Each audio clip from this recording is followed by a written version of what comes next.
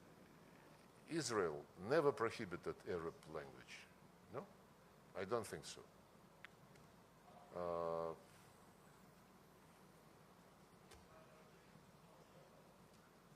So I think Ukraine is the only country on earth which is multinational and the language of one huge ethnic group is prohibited.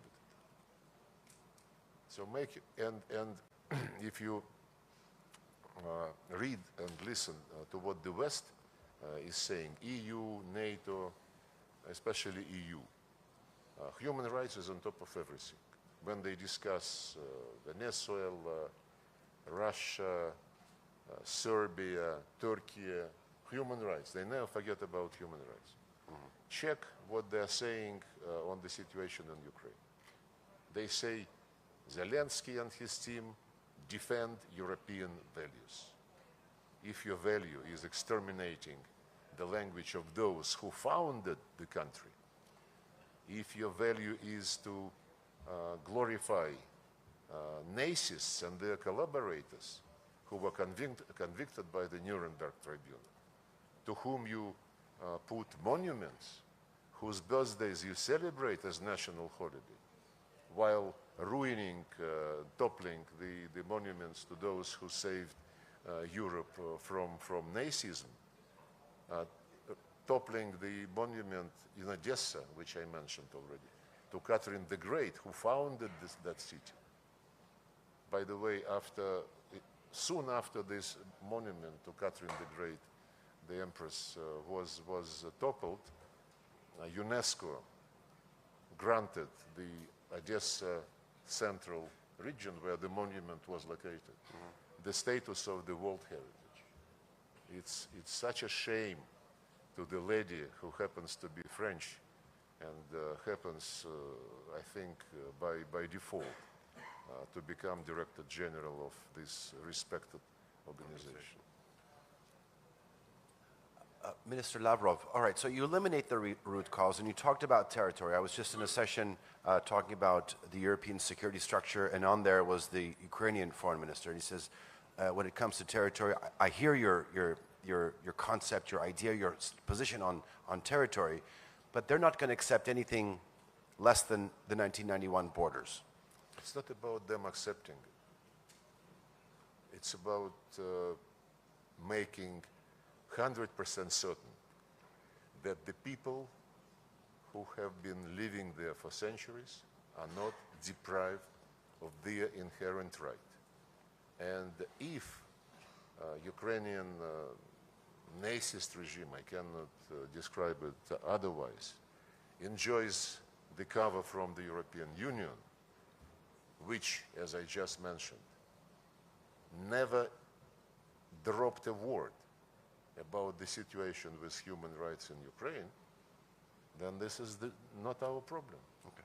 We listen to those people who voted at referendum to join Russia to restore all their rights, which belong to them by international law and by history, by justice. Okay. You have stated on numerous occasions that it is a hostile act to even entertain the idea of foreign peacekeepers. Would, under any circumstance, the Russian Federation think about neutral peacekeepers in the territory? The biggest advocates of something like stability force, sustainability force, are Macron and Starmer. And they are not thinking about any neutral force.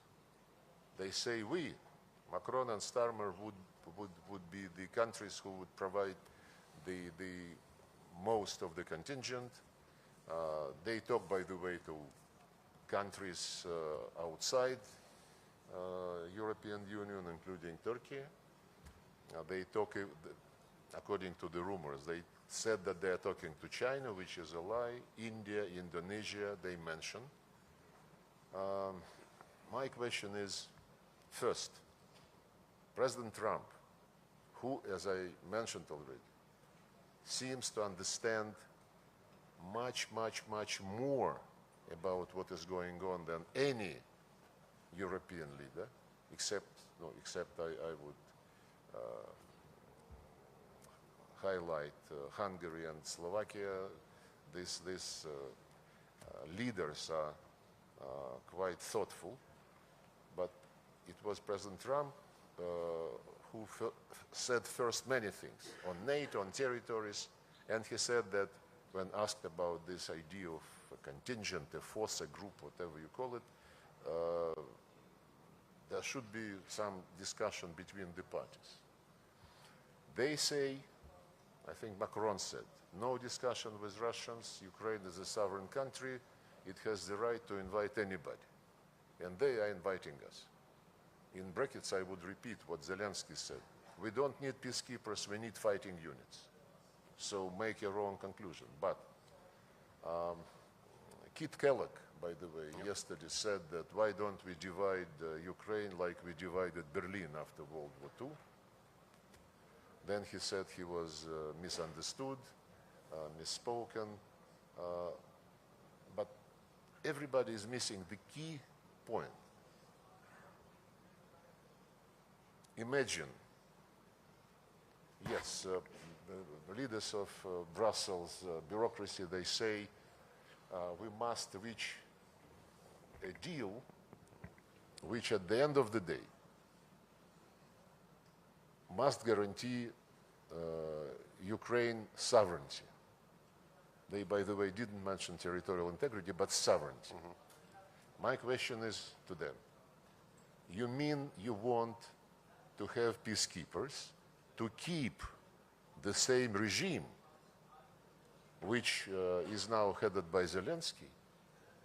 You don't want to ask this regime whether it would be interested in implementing the international commitments, including UN Charter regarding the rights of minorities for national minorities, language and religious rights. Nobody is raising the issue. So my conclusion is that by ignoring the gross violation of all the international norms about human beings, by ignoring these norms and violations by Zelensky of these norms, and at the same time by discussing deployment of something military, call it peacekeeping, call it stabilization force, on the remaining part of Ukraine, they want to use this force not to keep peace,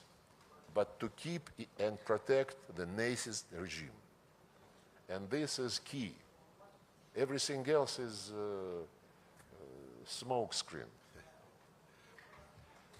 You mentioned the important talks that were going on in Riyadh and some of the conversations that you had with the American delegation. Also, what was talked about is safe navigation in the Black Sea. We know that there was a process going on in building this with the Turkish side, with the Republic of Turkey. What is your stance in terms of developing this? It was one of the proposals mentioned by President Trump in his latest phone conversation with President Putin. And President Putin said, okay, but we have to specify the deal the way which would not allow the failure of the first one to be repeated. And the first one was in 2022. It was a package, guarantees for Ukrainian exports, and the second part of the package was memorandum between the UN and Russia to guarantee the exports from Russia by ensuring normal freight rates, insurance rates, by ensuring the right of the Russian bulkers with fertilizers, with grain, to call on European in Mediterranean ports and so on and so forth. Just the normal terms of trade, no concessions. And the Ukrainian part of the deal was implemented. The Russian not even started. We don't blame the United Nations, whose representatives were trying, and they continue to try, because formally the Russian UN deal lasts until July this year. It was a 3-year deal, while deal on Ukraine was 1 year. And of course, after the first year elapsed, we said thank you very much. We don't want to play one way. And then Secretary General Guterres was trying, Secretary General of UNCTAD, Rebecca Greenspan was trying, but the UN position, the UN Secretariat position, was very, tricky. Basically, they were saying we cannot touch sanctions. De facto, they recognized unilateral sanctions as legitimate.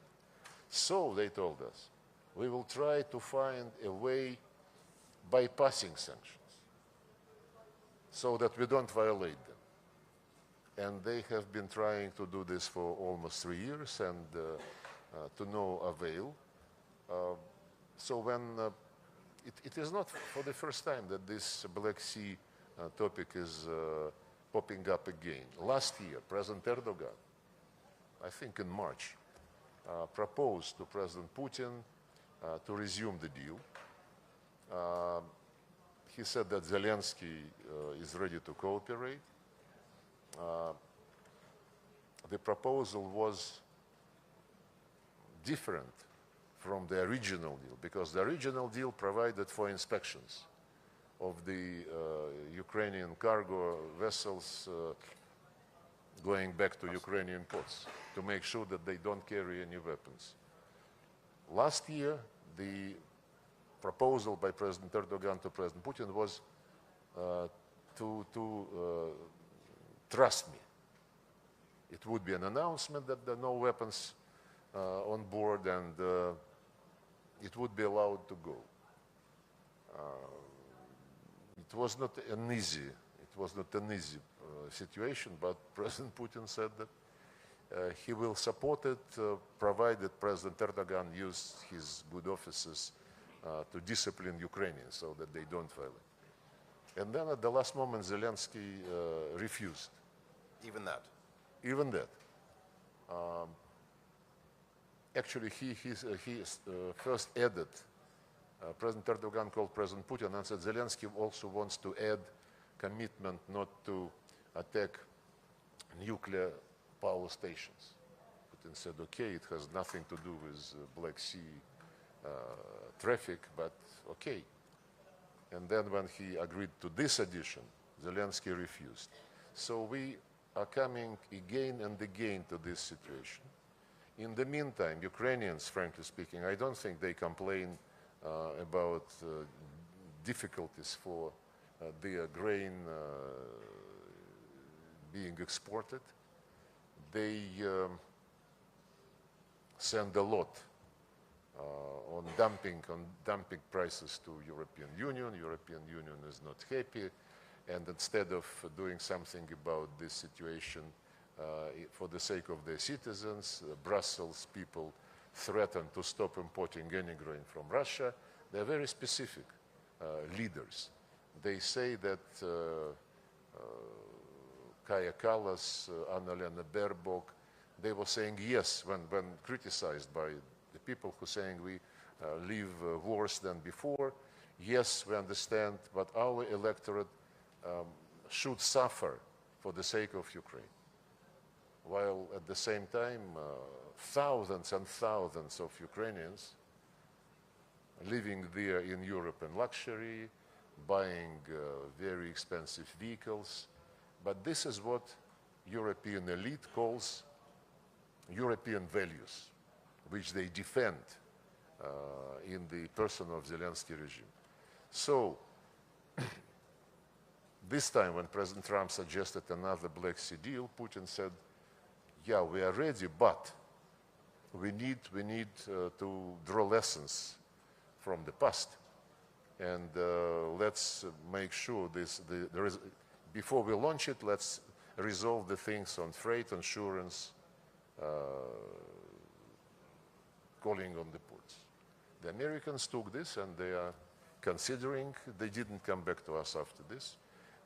Another initiative of President Trump was 30-day moratorium, not a total ceasefire, but 30-day moratorium on attacking energy infrastructure. During this phone conversation, President Putin immediately agreed, and he gave orders to the Chief of General Staff to stop attacking Ukrainian energy infrastructure, even infrastructure related to the military. At that moment, 7 drones, Russian drones, were airborne. And Putin gave order to shut them down, which was done. Since then, we have been keeping the word, and Ukrainians have been attacking us from the very beginning, every passing day, maybe with 2 or 3 exceptions. And I gave to our colleagues from Turkey, to Minister Fidan, what we give to Americans, to UN, to OSCE, the list of facts, listing the attacks by Ukraine during the last 3 weeks against Russian energy infrastructure. I understand he hates all Russians, so he gives orders. Either he gives orders and they are not taken, or he is lying that he is giving these orders. It's a tragedy. It's a tragedy, and Has there been any direct or indirect contact by the Ukrainian side here in Antalya? not to my knowledge. I came here to work.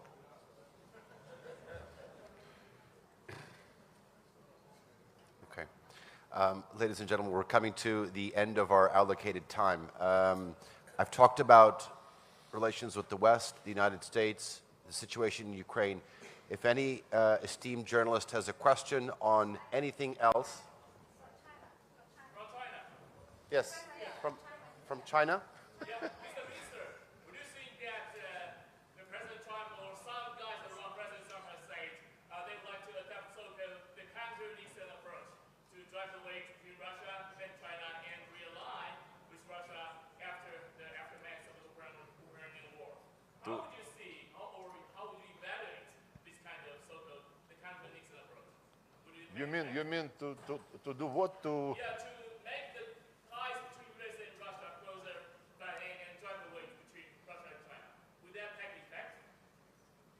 Look, I can only tell you that in none of our contacts with the Americans, in none, be it phone conversation, be it meeting in person, this issue was never raised or even hinted upon, never. And I think that President Trump and his people, they are very experienced in life.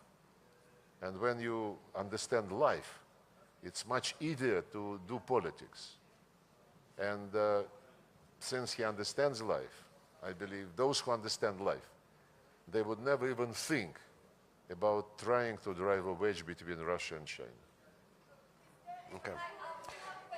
Ladies and gentlemen, unfortunately, we've run out of time. We'd like to thank Minister Sergey Lavrov for your insights and for your candor and for your participation here at the Antalya Diplomacy Forum. Thank you very much. The next session begins in 13 minutes.